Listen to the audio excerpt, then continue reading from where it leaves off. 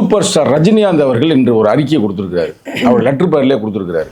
அது ஏன் கொடுத்துருக்காருன்னா, அது முக்கியமான மேட்டர் என்னன்னா, தாவேகா கட்சியில் இருக்கிற இந்த ஆதவ் அர்ஜுன் அவர் ஒரு இடத்துல பேசும்போது சூப்பர் ஸ்டார் ரஜினிகாந்த் வந்து பயந்துட்டாரு.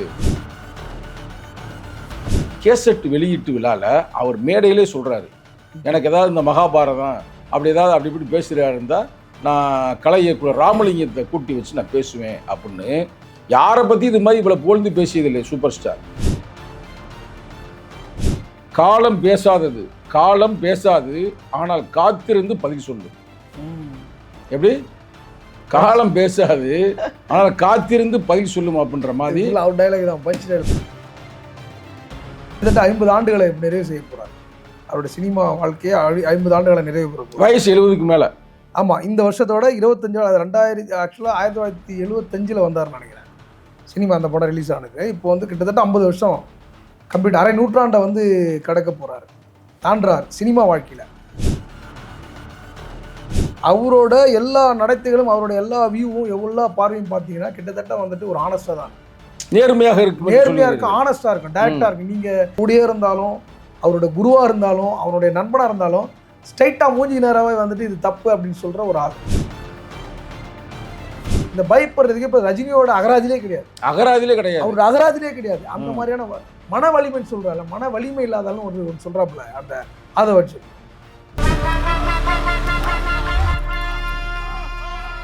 அது என்னமோ கேட்டிய, என்ன கேட்ட? அவரு முத சினிமாவுக்கு வரும்போது யாரோட டைலாக் பேசி நடிச்சு காட்டி வந்தார் தெரியல. அது டைலாக் தெரியும் நினைக்கிறேன். அண்ணாமலையில் இருக்கிற அந்த பஞ்ச் டைலாக். நீ இது வரைக்கும் இந்த அண்ணாமலை நண்பரை தான் பார்த்திருக்கேன். முதல்ல இந்தியாவிலே முதல்ல ஜெயலலிதாவை அட்டாக் பண்ண ஒரே ஆளு ரஜினிகாந்த். படம் அதே மாதிரி வருமே. படமே வந்து பாத்தீங்கன்னா அதுல இருந்து அப்படியே பாத்தீங்கன்னா படையப்பா எடுங்க, படையப்பா அந்த கேரக்டர் நீலாம்பரி கேரக்டர் ரஜினி அப்படியே ஜெயலலிதாவை தான் டிசைன் பண்ணாங்க. இந்த நீலாம்பரியோட வழி கூட தனி வழிதான். உனக்கு பிடிச்ச படம் எந்த படம் எனக்கு அப்படின்னாரு. நான் நடிச்ச படத்தை நான் சொன்னேன் பாபா பிடிக்கும், வள்ளி பிடிக்கும்னு. டக்குன்னு போனவருக்கு தலைவரை விட்டு என் பக்கத்தில் நின்றுக்கிட்டு நான் திருமாவளவர்களை பற்றி பேசும்போது அவருடைய எல்லா கேசட்டும் நான் வாங்கி கேட்டிருக்கேன். பேச்சா எனக்கு பிடிச்ச தமிழ் அரசியல்வாதி, மன வலிமை இல்லாத ஒரு ஆள். அதாவது டிஎம்கே வந்துட்டு மிரட்டுச்சுன்னு ஒரு வார்த்தை சொல்றான். அவர் கலைஞர்கிட்ட அன்பின் மீதியா தானே இருந்தார். கரெக்டா சொன்னீங்க.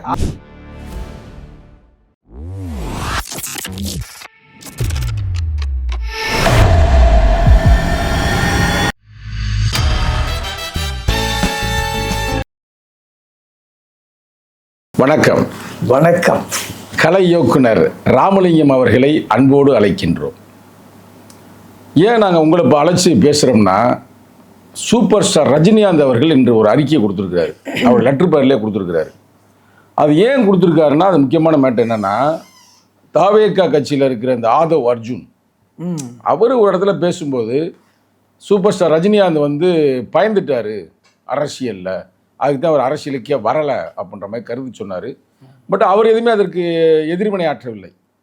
ஆனால் எங்கள் தலைவரதே மதுரையில் வந்து பேசுகிறாரு, அது தவறான பேச்சு, சூப்பர் ஸ்டார் ரஜினிகாந்த் அப்படிலாம் இல்லை, அவர் யாருக்கும் பயப்படக்கூடிய ஆள் இல்லை அப்படின்ற மாதிரி சொல்கிறாரு. தொடர்ந்து பல தலைவர்கள் வந்து அவருக்கு சப்போர்ட்டாக பேசினாங்க. அந்த வகையில் இன்று காலை 17/3/2026 அவர் வந்து அவர்களுக்கெல்லாம் நன்றி தெரிவிச்சிருக்கிறார். எனக்கு சப்போர்ட்டாக பேசினவங்களுக்கெல்லாம் நன்றி சொல்லிட்டு அதில் முக்கியமாக பாருங்கள், காலம் பேசாதது, காலம் பேசாது, ஆனால் காத்திருந்து பதில் சொல்லும். எப்படி? காலம் பேசாது, ஆனால் காத்திருந்து பதில் சொல்லும் அப்படின்ற மாதிரி அவர் டைலாக் தான், பஞ்ச் டைலாக். அப்போ அவர் லெட்டர் பேரில் அவர் தான் போட்டிருக்கிறாரு. உண்மையிலே வந்து இதை வந்து நம்ம மற்ற யார்கிட்ட கேட்டால் கூட அவ்வளோ செய்தி கிடைக்காது. ஏன்னா நீங்கள் சூப்பர் ஸ்டார் ரஜினிகாந்த் அவரிடம் வந்து நீங்கள் ஒரு ரசிகராக இருந்திருக்கிறீங்க. ஆரம்ப காலகட்டத்தில் உங்கள் பேட்டியை நாங்கள் பார்த்தோம். அதே ரசிகராக இருந்து நீங்கள் அவரோடு சேர்ந்து திரைப்படம் பண்ணியிருக்கிறீங்க. 2 படம், 1 இல்லை 2 படம் பண்ணியிருக்கிறீங்க. அதெல்லாம் விட ரொம்ப முக்கியம் என்னவென்றால், அவர் வந்து ஒரு படத்துடைய கேசட் வெளியீட்டு விழாவில் அவர் மேடையிலே சொல்கிறாரு, எனக்கு ஏதாவது இந்த மகாபாரதம் அப்படி ஏதாவது அப்படி இப்படி பேசுகிறாரு இருந்தால் நான் கலை இயக்குனர் ராமலிங்கத்தை கூட்டி வச்சு நான் பேசுவேன் அப்படின்னு. யாரை பற்றி இது மாதிரி இவ்வளோ புகழ்ந்து பேசியதில்லை சூப்பர் ஸ்டார். வரலாற்று சார்ந்த மகாபாரதம் இல்லை தலித் சிந்தனைகள் இலக்கியம் இது மாதிரிலாம் வரலாற்று இலக்கியங்கள் பேசுகிறதா இருந்தால் நான் அவரை கூப்பிட்டு வச்சு பேசுவேன். நிறைய அவர் அது சார்ந்த பெரியார், அம்பேத்கர் அதெல்லாம் சொல்கிறார் அவர். அதான் நான் வந்து வரலாற்று புருஷருடைய பற்றி பேசுறதுக்கெல்லாம் நான் அவரை கூப்பிட்டு பேசுவேன் அப்படின்ற மாதிரி சொன்னார். அப்போ வந்து நீ எவ்வளவு நெருக்கமாக இருந்தீர்கள் என்பதை இது உணர்த்துகிறது. சில பேர் வந்து எப்படின்னா அவர்கிட்ட வந்து வேலை பார்த்துருப்பாங்க, சில பேர் என்னென்னா ரஷ்யராக இருந்திருப்பாங்க. ஆனால் அந்த பெருமை உங்களுக்கு தான் சேருது. ரஷ்யராகவும் இருந்திருக்கிறீர்கள், அதே நேரத்தில் வந்து அவர்கிட்ட சேர்ந்து வேலையும் சேர்ந்து இருக்கிறீர்கள். அப்போ இப்படி ஒரு கருத்து இப்போ பரவி கொண்டு இருக்குது. நான் எடுத்தே உங்கள்கிட்ட என்ன கேட்குறேன்னா, ரஜினி வந்து பயந்தவரா பயப்படுவாரா? ஏன்னா ஆதவரிச்சு சொல்கிறாருல்ல. சரி, இல்லை அதாவது நீங்கள் வந்துட்டு நீங்களும் வெளியூர் அதர் ஸ்டேட்டு கிடையாது, அதர் கண்ட்ரி கிடையாது, நீங்களும் உங்கள் சின்ன வயசுலேருந்து நீங்கள் உங்கள் இந்த சினிமா பார்த்து வளர்ந்துறதா தான் இருந்திருப்பீங்க. அப்படின்னு பார்க்கும் பொழுது இப்போ நம்மளாவே கூட பேசுவோம். அவர் இன்னைய வரலும் வந்துட்டு அவரோட இந்த சினிமா கேரியரில் இங்கே தமிழ்நாட்டுக்கு வந்ததுலேருந்து அவருடைய இந்த கிட்டத்தட்ட 50 ஆண்டுகளை இப்போ நிறைவு செய்ய போகிறார். அவருடைய சினிமா வாழ்க்கையை 50 ஆண்டுகளை நிறைவு பெற போகிறார். வயசு 70க்கு மேலே. ஆமாம், இந்த வருஷத்தோட 25 ஆக்சுவலாக 1975 வந்தார்னு நினைக்கிறேன் சினிமா அந்த படம் ரிலீஸ் ஆனது. இப்போ வந்து கிட்டத்தட்ட 50 வருஷம் கம்ப்ளீட், அரை நூற்றாண்டை வந்து கடக்க போகிறாரு, தாண்டுறார் சினிமா வாழ்க்கையில். வயசு 75. இந்த 50 ஆண்டு கால சினிமா வாழ்க்கை, 50 ஆண்டு கால இங்கே தமிழ்நாட்டினுடைய அவர் இருந்த இந்த சர்வே பண்ண இடத்துல எங்கேயாவது ஒரு இடத்துல ரஜினிகாந்த் பயந்து சரண்டர் ஆகி பின்வாங்கி, அதாவது அவருடைய சாரிங்க ஏதாவது ஒரு நீ பார்த்துருப்பீங்க, அந்த மாதிரி எந்த ஸ்டேட்மெண்ட்டும் எங்கேயுமே பார்த்துருக்க மாட்டீங்க. அதாவது அவரோட எல்லா நடத்தைகளும் அவரோட எல்லா வியூவும் எவ்வளோ பார்வையும் பார்த்தீங்கன்னா கிட்டத்தட்ட வந்துட்டு ஒரு ஆனஸ்டாக தான் இருக்கும், நேர்மையாக இருக்கும், ஆனஸ்டாக இருக்கும், டைரக்டாக இருக்கும். நீங்கள் அதாவது அதில் ஒரு உண்மை இருக்கும் பட்சத்தில் நீ என்ன நினைக்கலன்றதுலாம் அவருக்கு பிரச்சனையே கிடையாது. டைரெக்டாக வந்துட்டு நீங்கள் அவர் கூடயே இருந்தாலும், அவரோட குருவாக இருந்தாலும், அவருடைய நண்பனாக இருந்தாலும் ஸ்ட்ரைட்டாக மூஞ்சி நேராகவே வந்துட்டு இது தப்பு அப்படின்னு சொல்கிற ஒரு ஆள். இப்படின்ற ஒரு ஆக்சுவலாக இந்த மாதிரியான ஒரு மனநிலை உள்ள ஒரு ஆட்கள் யாருக்கும் பயப்பட மாட்டான். அப்படி தான் இருக்கும். ஏன்னா உதாரணத்துக்கு ஒன்று சொல்கிறேன், பாலச்சந்தர் வந்துட்டு உட்காந்து 1 to 1 கேள்வி கேட்குறாங்க அவர்கிட்ட ஒரு சினிமா மேடையில். உனக்கு பிடிச்ச டேரக்டர் யாருன்னு கேட்குறாங்க. பாலச்சந்தர் வந்து அவரை வந்து அறிமுகப்படுத்தி வச்சது, ஓகேங்களா? அவர் தான் பாலச்சந்தர் தான் வாழ்க்கை கொடுத்தான்னு கூட சொல்லலாம். அவருடைய பூஜாரிலே பாலச்சந்தருடைய படம் வச்சிருப்பேன்னு அவர் சொல்லியிருக்காரு. அதாவது வாழ்க்கை கொடுத்ததுன்னு ஒன்று இருக்குது, ஆனால் ஒரு மனிதனுக்கு அதை தாண்டி நீ வந்து எல்லாத்தையும் எனக்கு கொடுத்துட்டா உன்னை நான் பிடிக்குன்னு சொல்கிறதுன்னு ஒன்று இருக்குல்ல, அது வந்து ஒரு சந்தர்ப்பவாதம், சுயநலவாதி, இது மாதிரி ஆட்கள் தான் அதை டக்குன்னு அது மாதிரி பேசுவான்.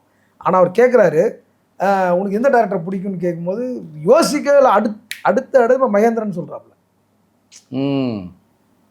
ஆமாம், நான் பார்த்துருக்கேன். அவர் வந்து என்ன பிடிக்காதா உனக்குன்னு கேட்குறாரு, திரும்ப சிரிக்கிறாரு. அதுக்கு இது மாதிரி ஏதாவது ஒரு நடிகன் சொல்லுவானா, சும்மானா அதாவது குரு மதிப்பாவது உங்களை தான் எனக்கு பிடிக்குன்னு சொல்றாங்க. ஒரு அந்த நாகரிகத்துக்காக சொல்லுவாங்க. அப்படி கிடையாது. உண்மைனா உண்மை அவ்வளவுதான். எனக்கு என்ன தோணுது அவ்வளவுதான். அந்த மாதிரி ஒரு ஆளு இந்த பயப்படுறதுக்கு இப்ப ரஜினியோட அகராதிலே கிடையாது. அவரோட அகராதிலே கிடையாது. அந்த மாதிரியான மன வலிமைன்னு சொல்றாரு. மன வலிமை இல்லாதாலும் ஒன்று சொல்றாப்புல அந்த ஆதவர்ஜன். அதாவது நான் என்ன கேட்கிறேன், இது யார் சொல்றான்னு ஒன்று இருக்கு. இப்ப ரஜினி மேட்டருக்கு அப்புறம் ஆதவர்ஜன்ற கேரக்டர் இருக்குல்ல, தற்குறிப்பாங்க. அதுதான் அது. நான் அதை பத்தி பேசலாமான்னு கூட தெரியல. நம்ம அவனை பேச தேவையில்ல, அதுதான் பைத்தியம். நம்ம வந்து சூப்பர் ஸ்டார் ரஜினிகாந்த் பத்தியா பேசணும். இல்ல, அவன் தானே சொல்லியிருக்கான். அவன் அப்புறம் பேசிடுவோம். தமாஷ் தானே சொல்லியிருக்குது. அவர் காமெடி ஆக்சுவலா பொலிட்டிக்கல்ல எனக்கு தெரிஞ்சு வந்து ரொம்ப ஜோக்கரா அவன் இல்ல, நடிகர் விஜய் ஆக்காம அவன் போக மாட்டான். சீரியஸா விஜயவே ஜோக்கர் ஆக்கிடுவேன்றீங்களா? ஆக்சுவலா விஜய் வந்து உண்மையில நல்ல மனுஷன், நல்ல கரெக்டான ஆளு, நல்ல ஆளு, நல்ல நடிகர், நல்ல ஆக்ஷன் பண்ணக்கூடிய ஆளு, நல்ல சினிமாவில் கிட்டத்தட்ட இப்போ வந்து ரஜினிக்கு அடுத்ததான் அவர் இருக்கிறாருன்னு நம்ம அந்த மார்க்கெட்ல இருக்கிறான்னு சொல்லலாம். ஆனா அவரை வந்துட்டு ஜோக்கர் ஆக்கிடுவேன். இவன் ஜோக்கர் ஆக்கி, அதான் நம்ம நண்பரோட ஒருத்தர் போட்டு பதிவு, அவன் சாலி கிராமத்துல இருந்தும் பனையூர்ல இருந்து கூட்டு வந்து நடுத்தரில் உட்கார போல இருக்கு. சரி, அதாவது அதை வந்து விஜய் வந்து தயவுசெய்து விஜய் வந்து கொஞ்சம் உஷாரா இருக்கணும். உண்மையிலே வந்து ஆனா விஜய் வாய் திறந்து பேசியிருக்கணும்ல ஆக்சுவலா. இல்ல விஜய் தப்புன்னு அப்ப அவனுக்கு அரசியல் வந்து விஜய் ஆக்சுவலா நீ பேசின தலைவர் யார்? விஜய் உங்க தலைவர். உங்க தலைவருக்கே தலைவர் எங்க தலைவர். ஆமா, இந்த ஆளு இவர் ரஜினிகாந்த் வந்துட்டு உங்களுடைய தலைவர். அதாவது உங்களுடைய நீங்க சொல்ற விஜய் உங்க அரசியல் லீடர் இருக்காருல்ல, அவரு முத சினிமாவுக்கு வரும்போது யாரோட டைலாக் பேசி நடிச்சு காட்டி வந்தார் தெரியல. அது எல்லாருக்கும் தெரியும் நினைக்கிறேன். அண்ணாமலையில இருக்கிற அந்த பஞ்ச் டைலாக், அசோக் இந்த நாள் குறிச்சு வச்சுக்கோ உங்க காலண்டர்ல, அந்த டைலாக் பாத்தீங்கன்னா இப்ப கூட போட்டு பாருங்க. நீ யாரோட ரசிகரோட இருக்கலாம், அப்படியே உனக்கு புல் அடிச்சிடும் அந்த டைலாக். சும்மா அப்படி தொடைய தட்டுவாப்புலப்பா சிலுத்துறான் அப்படியே உடம்பு. இதை சொல்லி விஜய் வந்துட்டு ரொம்ப நாளா இவர் போயிட்டு அப்பா கிட்ட அப்பா நான் அடிப்பேன் சொல்றாரு. ஏய் போடா நீ ஒழுங்கா படுறான்னு சொல்லிடுறாரு. உனக்கு என்னடா தெரியும் பண்ணி காட்டுறான்னு அவர் எஸ்எஸ்சியே வந்துட்டு ஒரு பேட்டியில சொல்லியிருக்காரு. நின்று இப்படி அண்ணாமலை டயலாக பேச்சு காட்டுறாப்புல அப்பயே முடிவு பண்றாரு இவன் நடிகண்டான்ட்டு. அப்போ அவரு தீவிரமான ரஜினி ரசிகர், அதாவது வெறி பிடிச்ச ரசிகர், வீட்டு எல்லாம் ரஜினி போட்டோ ஒட்டி வச்சிருப்பாப்ல. அந்த மாதிரியான ஒரு ரஜினிகாந்த் ரசிகர் தான் இவருடைய தலைவர். இவர் தலைவராக கொண்டிருக்கிற தலைவர். அவரே நேரம் கூட்டு கும்மி இருப்பாப்புல நினைக்கிற ரூம்ல, உனக்கு எதுக்கு தேவையில்லாத பேசுனேன். ஓகேங்களா? அந்த அளவுக்கு ரஜினியோட மன வலிமை வந்துட்டு பேசுறதுக்கு எந்த இடத்துலயுமே அருகதை தகுதி இல்லாத ஒரு நபர் வந்து ஆதவர்ஜி. ஏன்னா அந்த காலகட்டத்தில் ஜெயலலிதா அம்மையார் வந்து ரொம்ப வலிமையா இருந்த காலகட்டத்தில், அதாவது ஆமா நீங்க டயலாக் சொல்லியிருப்பாரு. என்ன சொன்னாரு நான் இருக்கேன் உங்களுக்கு, ஜெயலலிதா மீண்டும் வந்தால் இந்த நாட்டை தமிழ்நாட்டை ஆண்டவனாலே காப்பாற்ற முடியாது. அதாவது ஜெயலலிதா அவர்கள் வந்துட்டு உண்மையிலே வந்துட்டு ஒரு கட்ஸான லீடர். ஆமாமா, வந்துட்டு இந்திய வரலாற்று, இந்தியாவினுடைய வரலாற்றிலே ஜெயலலிதாவுக்கு ஒரு இடம் உண்டு. ஆமா, ஏன்னா ஒரு பெண்ணா இருந்து பல போராட்டங்களை சந்திச்சு, பல இடர்பாடுகளை சந்திச்சு, பல நெருக்கடிகளை சந்திச்சு வந்த தலைவர் அவங்க. அவங்கள நம்ம மதிக்கிறோம், ஆனால் அவங்களுக்கு இது பண்றோம். ஆனாலும் அவங்களுடைய ஒரு கேரக்டர் ஒன்று இருக்குல்ல, பர்சனல் கேரக்டர் ஒன்று இருக்கு அவங்க கிட்ட. ரொம்ப அடமண்டான ஒரு சர்வாதிகாரித்தனமான ஒரு கேரக்டர் அவங்க கிட்ட இருக்கு. இரும்பு பெண்மகள். அப்படி அவங்க வந்துட்டு சில விஷயம் வந்துட்டு அது அவங்களோட கேரக்டர்ல தான் சில விஷயத்தை அணுகுவாங்க. அதாவது அரசு, பொதுநலன் இதெல்லாம் தாண்டி ஒரு கேரக்டர்ல இருந்தா சில விஷயத்தை அணுகுவாங்க. அந்த மாதிரி தன்னுடைய அவங்க முதலமைச்சர் இதெல்லாம் தாண்டி ஒரு ஒரு ஸ்டேட்டோட முதலமைச்சராக போயஸ் கார்டில் இருக்காங்க. ஒரு ஸ்டேட்டோட சூப்பர் ஸ்டாராக அவருக்கு இருக்காரு. ஸ்டேட்டோட சூப்பர் ஸ்டார் ஒரு முதலமைச்சராக யார் பவர் அதிகம்? முதலமைச்சர் தான் பவர் அதிகம். அப்போ அவங்களுக்கு வந்துட்டு டெய்லி வந்துட்டு முதலமைச்சருக்கு வர கூட்டத்தை விட வீட்டுக்கு இவரோட வீட்டில் வந்துட்டு நூற்றுக்கணக்கான பேர் டெய்லி வாசலில் நிற்கலாம். ஆமாம், அவங்க போகும்போது விட என்னடா நம்ம ஸ்டேட்டோட ஒரு ஒரு சீஃப் மினிஸ்டர் நம்ம வீட்டிலே நிற்க மாட்டோம், நம்ம வீட்டில் அப்படின்ட்டு ஒரு அவங்களுக்கு ஒரு பெரிய ஒரு ஈகோ வந்துடுது அவங்களுக்கு. அந்த டைமில் என்ன பண்ணுறாங்க, இவரை வந்து இதை வந்து பிளாக் பண்ண, இது என்னடான்ற மாதிரி ஆகிட்டு போலீஸ்கிட்ட கொடுத்து நெருக்கடி கொடுக்குறாங்க அவருக்கு. இதை வந்து வண்டியில் யாரும் உள்ளே விடாதீங்க. அப்புறம் எல்லாரும் ரசிகர்லாம் வந்து தடுக்கிறாங்க. இதெல்லாம் அவர் காதுக்கு போகுது. ஆனாலும் அவர் வந்து சரி ஓகே, அவங்க ஒரு ஸ்டேட்டோட லீடர், அவங்க அப்படி தான் இருப்பாங்க, அவங்களுக்கு பாதுகாப்பு முக்கியம்னு அதையும் கடந்து போகிறாரு. அதை தாண்டி அது அப்படியே போயிட்டு அது எங்கே போகுதுன்னா இவரோட காரை பிளாக் பண்ணுற ரேஞ்சுக்கே வந்துடுது. அவங்க வர டைமுக்கு இவர் ஏதோ ஷூட்டிங் அர்ஜென்ட்டாக கிளம்புறாரு, அவங்களும் போகிற டைமில் இவர் காரையும் நிறுத்திடுறாங்க, ரஜினி சாரோட காரையும் நிறுத்திடுறாங்க. இவர் என்ன பண்ணுறாரு, ஒரு உச்சபட்சமாக ஒரு டென்ஷன் ஆகிடுறாரு. சரி என்னடா இது, உனி போனால் போக வேண்டியதான் என்னன்ட்டு தலைவன் இறங்கி என்ன பண்ணுறாப்புல, இறங்கி நடக்க ஆரம்பிச்சிடுறாரு. அங்கேருந்து வீட்டில் இந்த காரை ஓப்பன் பண்ணி நடக்க ஆரம்பிச்சோன்னே இப்போ என்ன நடக்கும், கூட்டம் கட்டி முடிஞ்சு. எந்த ஜெயலலிதா யாரும் வெளியே போக முடியல. இப்போ போலீஸை போய் கெஞ்சுறாங்க, சார் ப்ளீஸ். எனக்கு தெரிஞ்ச சம்பவம் போய் நடந்து போய் ஒரு பங்க் கடையில் சிகரெட் வாங்க ஆரம்பிச்சுக்கிறேன். ஆமாம், இப்படி பண்ண ஆரம்பிச்ச உடனே இப்போ எல்லாம் பயந்துக்குது. அப்புறமா அனுப்பிச்சிடுறாங்க. இங்கே ஆரம்பிக்குது அந்த, இப்போ ஜெயலலிதா போக முடியல, அவங்க போக முடியல டைமுக்கு. அப்போ வேற வழியில் நீங்கள் போங்க சார் ப்ளீஸ்ன்ட்டு இவர் அனுப்பிச்சிடுறாங்க. அங்கே 2 பேரும் கிளாஷ் ஆகுது. இது அப்படியே போய் பாஷாவில் வந்துட்டு பாஷா படத்தை ஆர்எம்பி தயாரிக்கிறாருல, அதில் வந்து என்னடா நம்ம ஒருத்தர் இது பண்ண போகிற ஆர்எம்பி மேலே அவங்க ஒரு கடுன்னு இருக்கிறாங்க. அப்போ பாஷா அந்த மேடையிலேயே வந்துட்டு என்ன பண்ணுறாரு, மணிரத்னம் வீட்டு இதில் வந்துட்டு குண்டு போட்டுடுறாங்க. ஏதோ சம்திங் யாரோ பிஜேபி ஆளா யாரோ ஒருத்தர் டைமில் ஆர்எஸ்எஸ் சம்திங் ஏதோ பண்ணிடுறாங்க. அந்த ரோஜா படம் அந்த டைம் பாம்பே.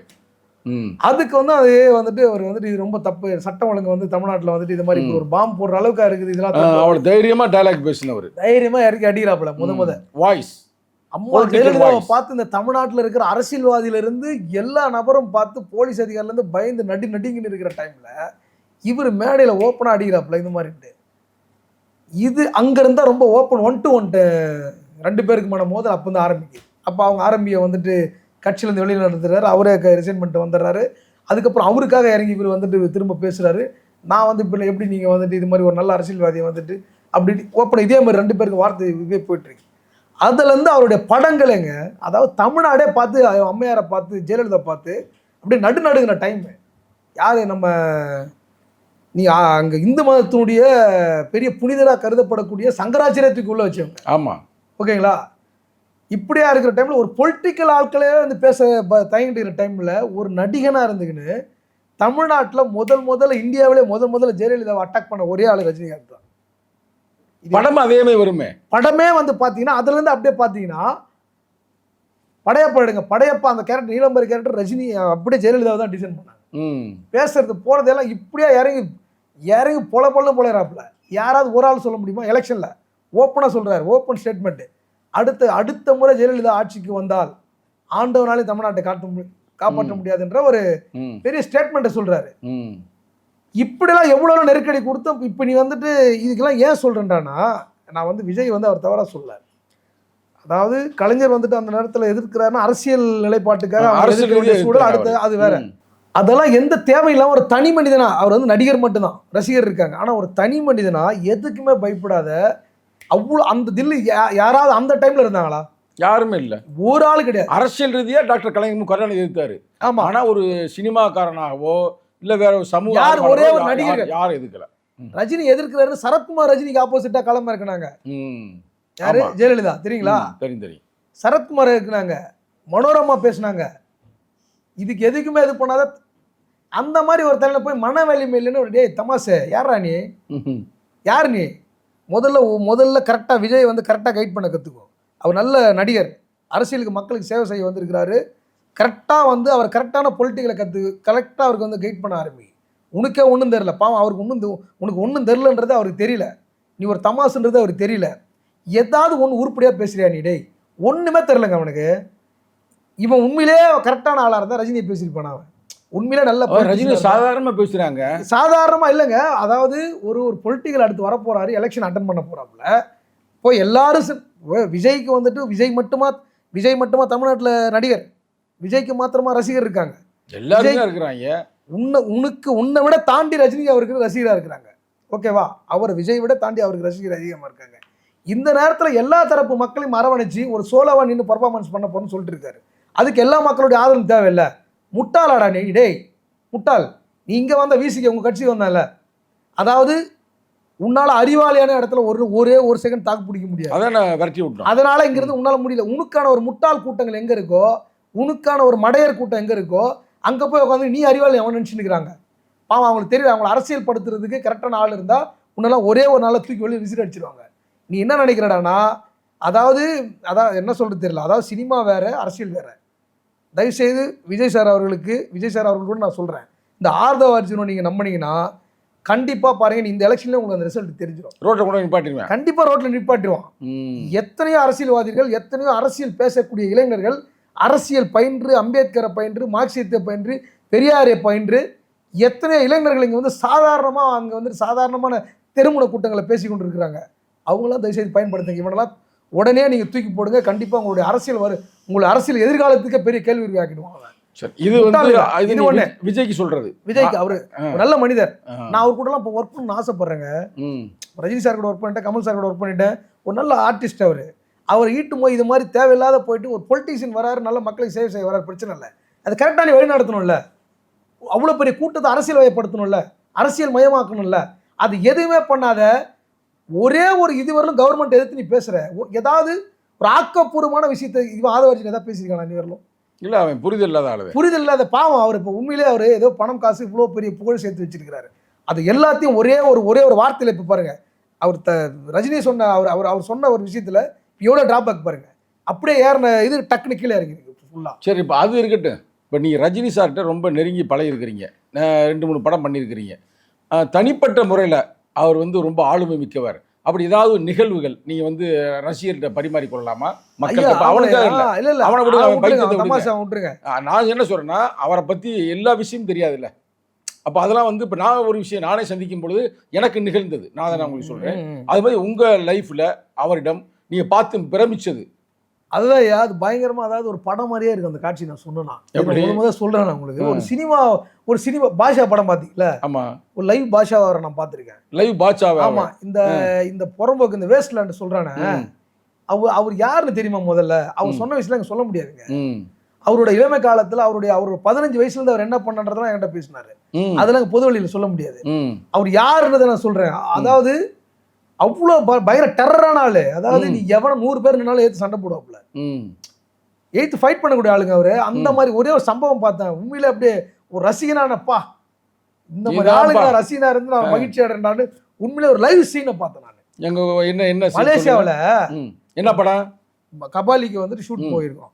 மலேசியாவில் வந்துட்டு ஒரு பேர் டெத்தோன்னுவாங்க. அங்கே ஒரு டெத்தோன்றவன் பொலிட்டிக்கலில் வந்துட்டு அது ஒரு கேடர், அது ஒரு பட்டம் மாதிரி அங்கே. அந்த டெத்தோ வாங்கிட்டு ஒரு அரசியல் வந்து பெரிய ஆள், அந்த அந்த கண்ட்ரிலேயே அவன் வந்து ஒரு அந்தஸ்துக்குரிய ஒரு ஆளாக மாறிடுவாங்க. அந்த மாதிரி பெரிய ஆள் அங்கே வந்துட்டு அந்த நம்பரை வச்சு தான் கேங்ஸ்டர்லாம் இருக்கும். கோசம் 1, கோசம் 4, 5, 4 இது மாதிரி வந்துட்டு கோசம் 8 இது மாதிரி பெரிய பெரிய, அதாவது இன்டர்நேஷ்னல் தாதாலாம் அங்கே இருக்கிறான் மலேசியாவில். அந்த மாதிரி ஒரு ஆள் வந்தவன், அந்த மாதிரி ஒரு ஆள் அங்கே, ஒரு பேர் சொல்லக்கூடாது, அந்த மாதிரி ஒருத்தர் அங்கே டெத்தோ ஆகிருக்கிறாரு. நாங்கள் போகும்போது அவன் பெரிய அண்டர்வேல்டு தாதா, அவன் நினச்சா என்ன வேணாலும் பண்ணலாம், வேர்ல்டு அவன் என்ன வேணாலும் பண்ண வச்சிங்களேன்.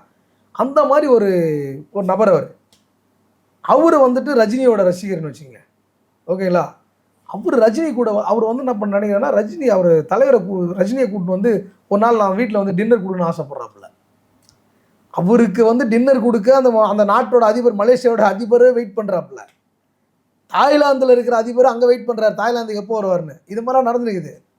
இவன் இடையில வந்து எங்கள் வீட்டுக்கு வரணும்னு இவரும் அந்த ஆள் இது பண்ணுறாரு. அந்த மாதிரி ஒரு நாள் நாங்கள் அந்த வந்துட்டு அவங்க மனைவியை தேடி போவார்.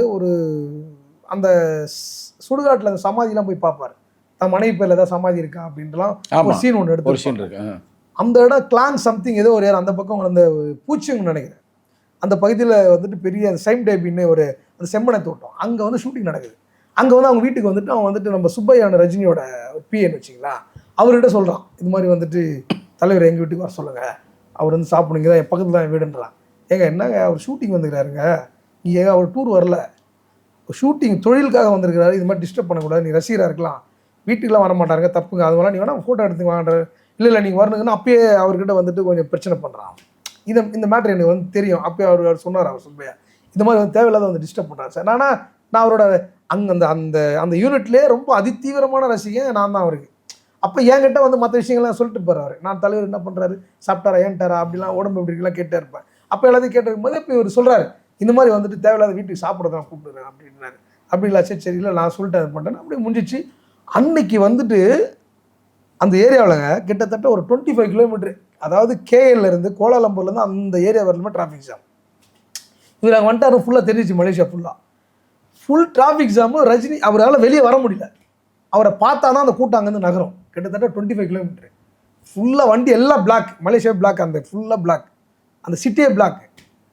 இவர் வெளியே வந்தால் தான் போக முடியும். அப்புறம் வேறு வழி இல்லாத அந்த ஓப்பன் வேன் இருக்குல்ல, அதை வர வச்சு இவரே தான் சொல்கிறார், ஒரு பாருங்கள், வேற வேணா தான் பூந்துக்கிட்டு ஓடுவான், இந்த கூட்டத்தை பார்த்தா பயந்து ஓடுவாங்க, இவர் ஓப்பனாக கூட அந்த வேனை வர வச்சு அதுக்கப்புறம் ஏறி ஒரு பிரச்சாரத்துக்கு இப்போ எலெக்ஷனுக்கு நம்மள வராங்கல்ல, அந்த மாதிரி தலைவர் வெளியில் வந்த உடனே தான் அந்த கூட்டம் போச்சுங்க.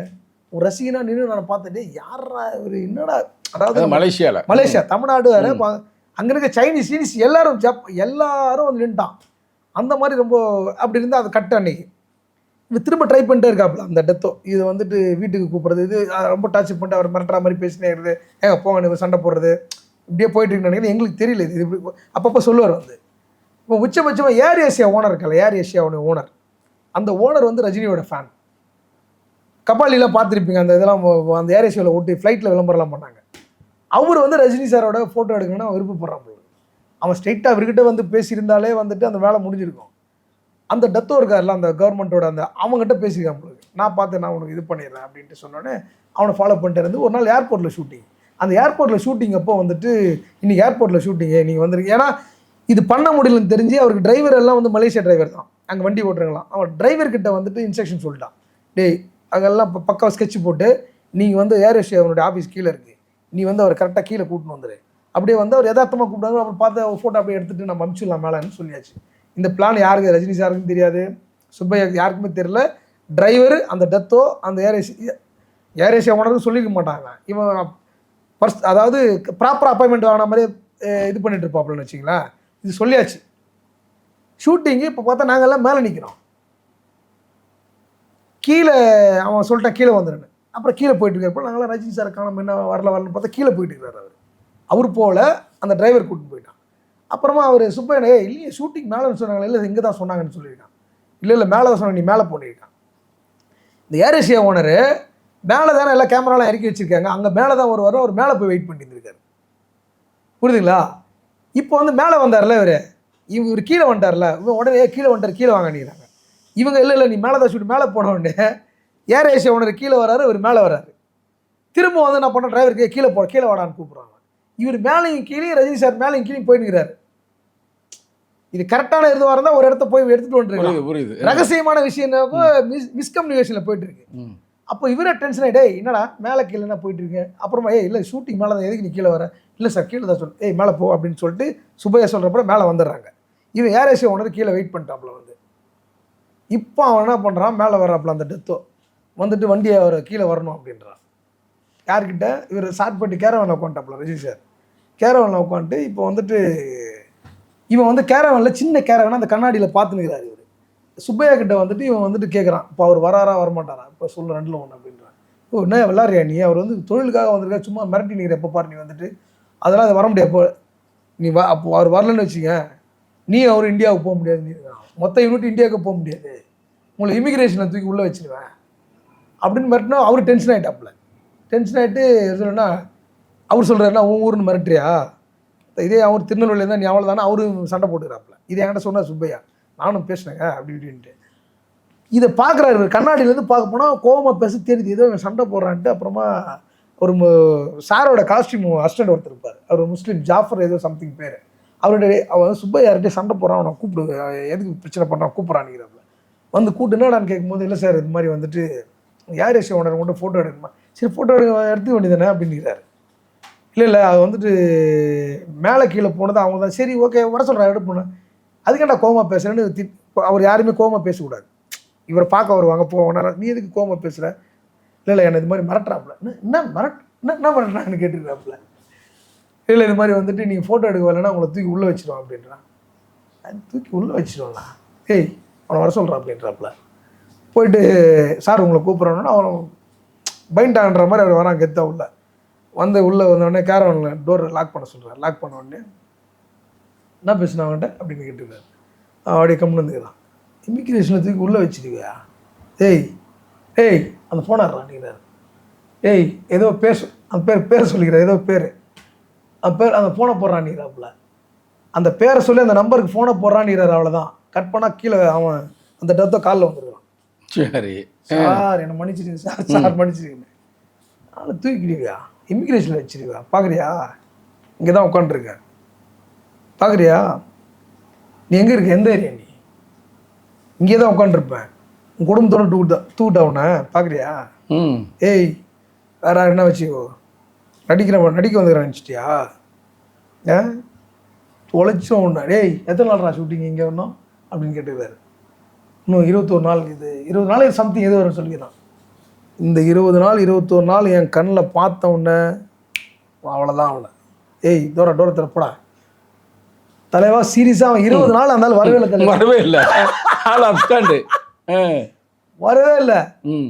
அப்போதான் வந்துட்டு சீரியஸாக அவனை கேட்குறேன், ஒருத்தர் சுற்றி நிற்பான எங்கே அவனை காணான்றான்.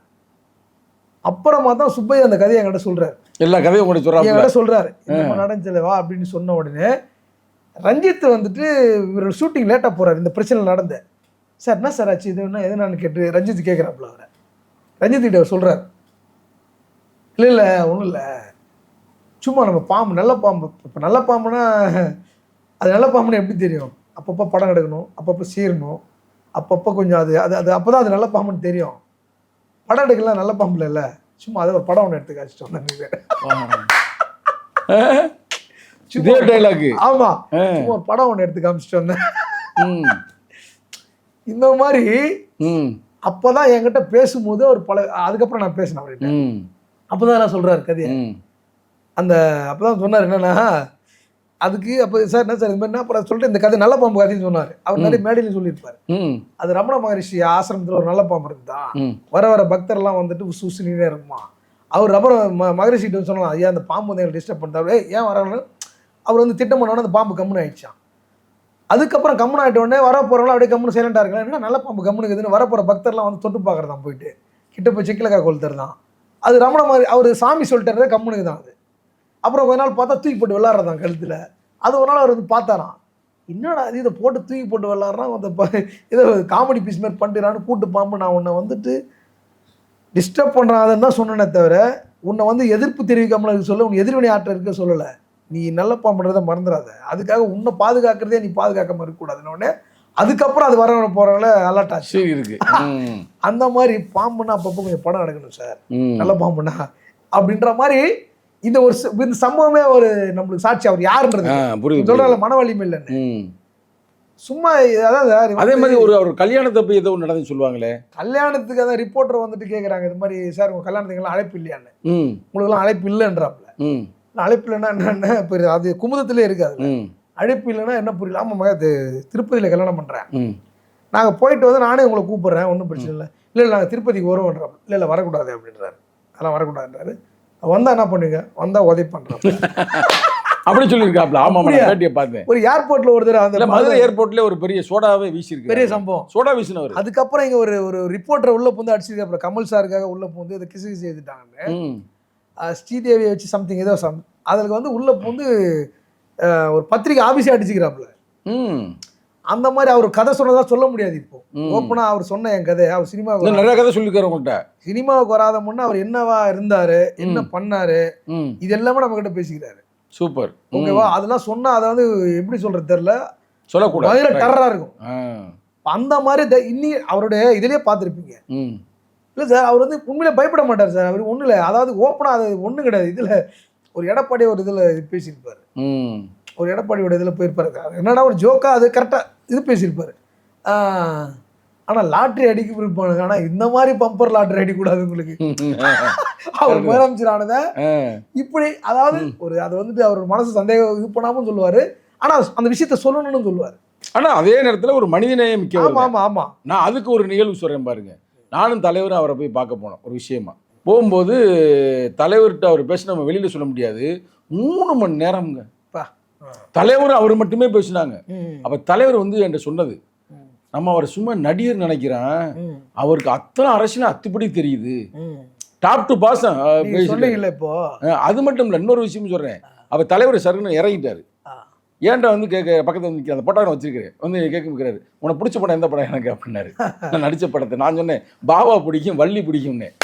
டக்குன்னு போனவருக்கு தலைவரை விட்டு என் பக்கத்தில் நின்றுக்கிட்டு நான் ஷாக்ஸ்லாம் அவுத்து அவர் ஆஃபீஸில் போய் ஷாக்ஸை மாட்டி ஷூவை மாட்டி லேஸ் மாட்டுற வரைக்கும் பக்கத்தில் நிற்கிறாருங்க. சார் நீ போய் அங்கே போங்க சார். வந்து இல்லை ஏன்னா நீங்கள் பாபான்றது அவருக்கு ரொம்ப பிடிச்ச படம். ஆனால் உண்மையிலேயே நான் இப்போ துபாயில் இருந்தேங்க. பாபா எப்படி நான் தேட்டர்லேயே போய் ஒரு 10 முறை பார்த்துருக்கேன்னு வச்சுங்களேன்.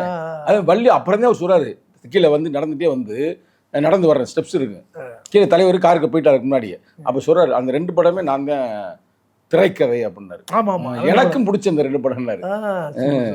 அது மாதிரி ஒரு மனிதநேயம் மிக்கவர். அது ரொம்ப நிறைய விஷயம் இருக்கு தலைவர். அந்த மாதிரி இவனுக்கு தமாசி சொல்றானே, ஏதோ ஒன்று மறந்துட்டேன் பாருங்க.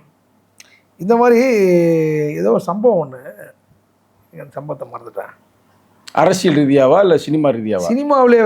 சினிமாவிலே இப்போ எனக்கு நான் பேசியிருக்கும் பொழுது நிறைய சம்பவங்கள் அது மாதிரி சொல்லி இப்போ ஏதோ சொல்ல நினைச்சேன். ஆமா, அவருடைய வாழ்க்கை வரலாறுலாம் கூட சொன்னார். ஆரம்பத்தில் எப்படி இருந்தேன் என்னன்னு சொன்னாரு சொல்லி. ஆமா ஆமா ஆமா, அதெல்லாம் சொன்னாரு. அவர் எல்லாமே தலைவர். இப்போ அவர் இருக்கிற அது எல்லாம் படிச்சிருக்காரு இல்ல? தலைவர் பத்தி சொல்றதா சொன்னேன். என்னன்னா சொன்னீங்கல்ல, நான் அவர்கிட்ட அரசியல் பேசியிருக்கேன். அரசியல் பேசும்போது அவர் வந்து தலைவரை பத்தி திருமாவர்களை பத்தி பேசும்போது அவருடைய எல்லா கேசட்டும் நான் வாங்கி கேட்டிருக்கேன். எனக்கு பிடிச்ச தமிழ் அரசியல்வாதி, பிடிச்ச பேச்சாளர், எனக்கு அவருடைய பேச்சு தான் பிடிக்கும். நான் நிறைய போட்டு அவருடைய பேச்செல்லாம் நான் கேட்டிருக்கேன்.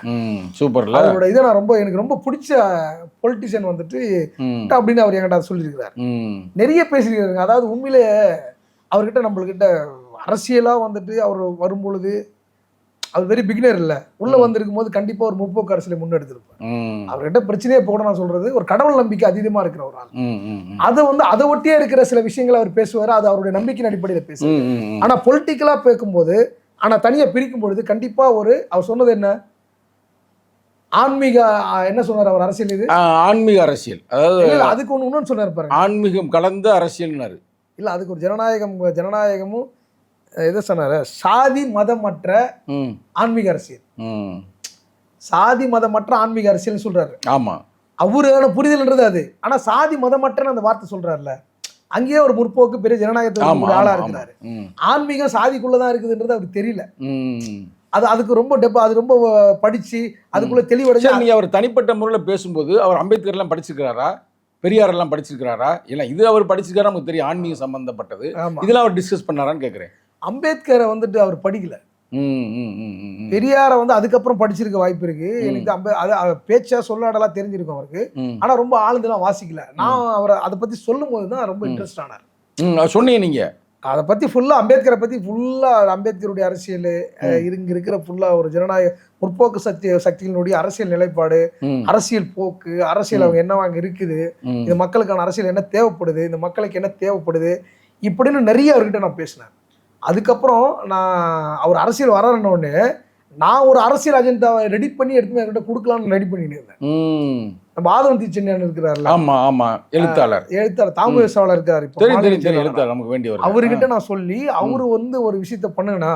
ம், இப்போ அவருக்கு இப்போ என்ன நான் பேசுறதை அவர் நம்புறாருன்னு போது நான் என்னுடைய பார்வையிலேருந்து ஒரு பொலிட்டிக்கலாக நம்ம கிட்ட அவருக்கு ஸ்டேட்மெண்ட் கொடுப்போம் ம், அப்படின்ட்டு அவர் ஏதோ ஒன்று. ஆனால் என்ன நம்புறாரு, நான் பேசுறதுலாம் அவர் கேட்டாரு. ஆனால் நான் என் பார்வையிலேருந்து ஒன்று கொடுக்கணும். ம், நீங்க எனக்காக ஒரு ஒரு ஒரு கரெக்டான ஒரு இந்த அடித்தட்டு மக்களுக்கான அரசியல், இங்கே தமிழ்நாட்டுக்கு என்ன அரசியல் இப்போ தேவைப்படுது, ம், எந்த பிரச்சனையை நம்ம முதல்ல பண்ணணும், ம். ஒட்டுமொத்தமா நம்ம கிட்டத்தட்ட ஒரு ஒரு பெரிய ஒரு புக்காவை ரெடி பண்ணுவோன்னு ம். நானும் அவரும் உட்காந்து பயங்கரமா பேசிட்டு இருந்தோம். ம், பேசிட்டே இருக்கும்போது தான் அதுக்கப்புறம் இந்த மாதிரியான பிரச்சனை வந்து அப்புறம் அதுல இருந்து வெளியில வந்துட்டாரு வச்சுக்கலாம். ம். அதெல்லாம் ஆனா சொல்லுங்க. அவரை போயிட்டு அவ்வளவு பெரிய ஒரு சிந்தனையாளர், ஆமா.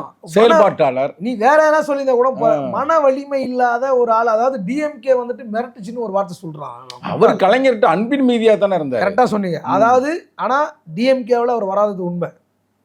ஏன் காரணம் டாக்டர் கலைஞர் மு. காரணம் கருணாநிதி. டாக்டர் கலைஞர் அவர்கள். அவர் மேல நல்ல ஒரு அவர் நட்பு. மேல இருக்கிற அதீத அன்பு, ம், நட்பு, அவரோட அரசியல் நிலைப்பாடு, அவருடைய பேச்சு, அவரை பயங்கரமா லவ் பண்ணாரு, ரொம்ப ரசிச்சார் அவர். ம், கலைஞர் அவ்வளோ பிடிக்கும் அவரை. ம், அதனால அவரு வந்துட்டு அவர் மேல இருக்கிற நம்பிக்கையில அவர் நல்லா கரெக்டா அரசியல் பண்றாரு, ம், அவர் கரெக்டா பண்ணிட்டு இருக்கிறாருன்ற அடிப்படையில அவர் வரலையே தவிர ம், கண்டிப்பா கலைஞர் இல்லாம அந்த இடத்த வேற யாருன்னா அந்த சூழல்ல ம், ரஜினி இன்னைக்கு வந்திருப்பார் அரசியலுக்கு.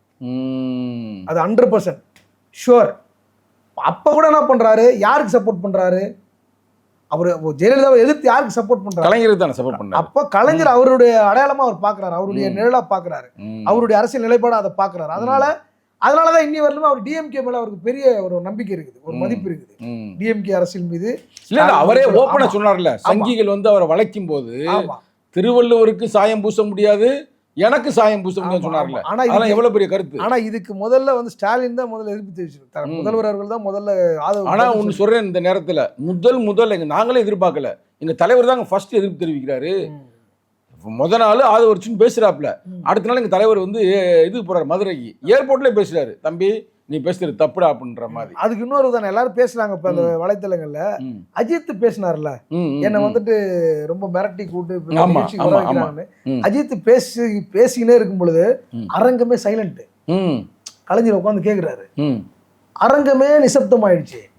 கலைஞர் பக்கத்துல தலைவர் ரஜினி உட்கார்ந்து இருக்காரு. அஜித் என்ன பேசுறாருன்னு அப்புறம் கொஞ்ச நேரம் கவனிச்சுட்டு என்னடா ஏன்னு விசில் அடிக்கிறாருங்க. ஆமா ஆமா, நான் பார்த்தேன். இப்பயும் அந்த அந்த அந்த போட்டோ கை தட்டுறாங்க. அப்புறம் தைரியமா எவனுக்காவது ஒரு தைரியன்றது பேர் இருக்க முடியுமா? பைத்தியக்கார ஒரு நாட்டினுடைய ஒரு பெரிய அதிபெரிய பக்கத்துல உட்கார வச்சுக்கின்னு அவருக்கு எதிராக ஒருத்தர் கருத்து பேசுறாரு. அதுக்கு எழுந்து அரங்கமே சைலண்டா இருக்கு, எழுந்து கையை தட்டு அவர் பக்கத்துல உட்கார்றாப்ல. சூப்பர். அதான் உண்மையிலே சூப்பர் இத ஸ்டார். வந்து ஒரு அவர் முட்டாள் நினைச்சிருந்தாருன்னா எப்பயே பிஜேபி போயிருந்தாரு, நேரம் எங்கேயே போயிருப்பாரு. இப்ப ஆனா நான் கேள்விப்பட்டேன், இப்ப பிஜேபி கையில இவங்க போயிட்டாங்களாம். அப்படிங்களா?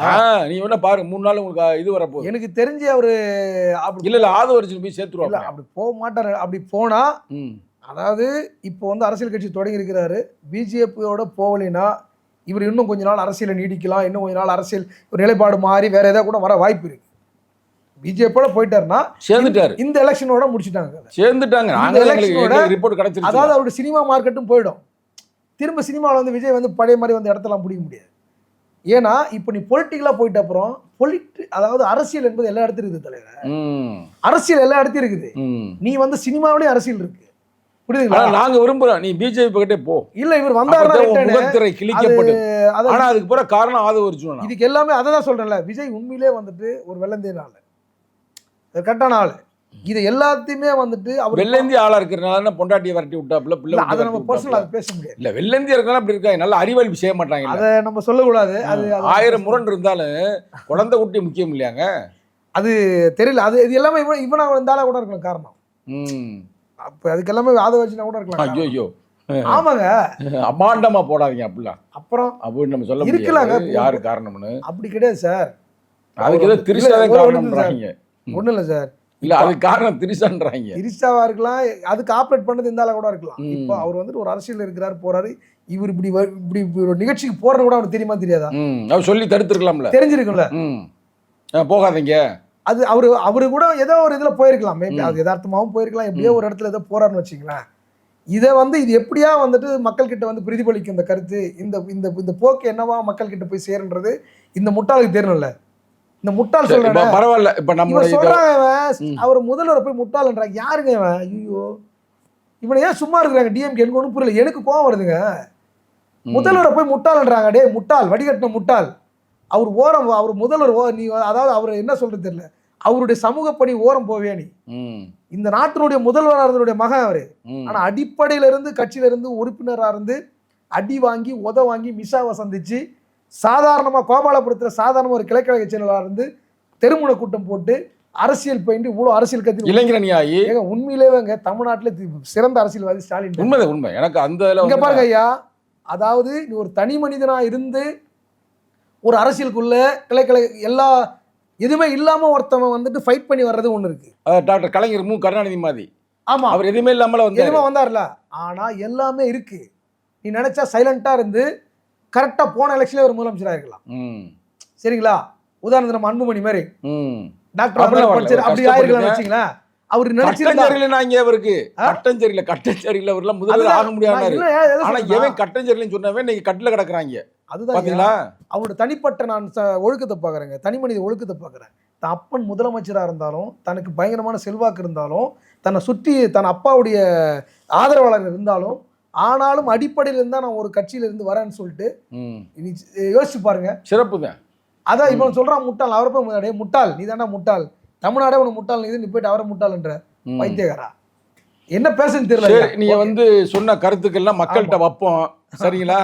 மக்கள் என்ன முடிவு சொல்லுகிறார்கள்? நான் என்ன சொல்றேன், விஜய் அவங்ககிட்ட இருந்து முதல்ல வெளியில வரணும், நடிகர் காப்பாற்றணும்ன்றீங்களா? சீரியஸா அவரை காப்பாற்றக்கூடிய பொறுப்பு அந்த கட்சியில இருக்கிற எல்லார்கிட்ட. இவன் மட்டும் தான் பாப்புலேட் பண்ணிக்கிறாங்க. அவர் சந்திக்கிற ஒரே ஆள் இவன் தான். கரெக்டா கைட் பண்ணல அவரை. ஏதோ வராருங்க, ஒரு மக்கள் சக்தியோட வராரு, அவரை கரெக்டா கைட் பண்ணு. சரி, நீங்க இந்த பேட்டிக்கு பிறகு இதை யாராவது பார்த்துட்டு போய் விஜய்கிட்ட சொல்லுவாங்க நான் நம்புறேன். கண்டிப்பா. சரிங்களா? நன்றி. உங்களுடைய வரவுக்கும் கருத்துக்கும் மிக்க நன்றி. நன்றி ஐயா, வணக்கம்.